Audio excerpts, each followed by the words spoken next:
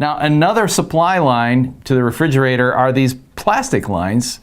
So sometimes those will make noise, as you can see, just by me rattling it here. Just all you need to do is tape it down, and that will also help prevent extra noise on the back of your refrigerator.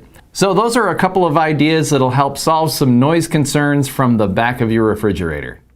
Remember to always refer to your use and care guide.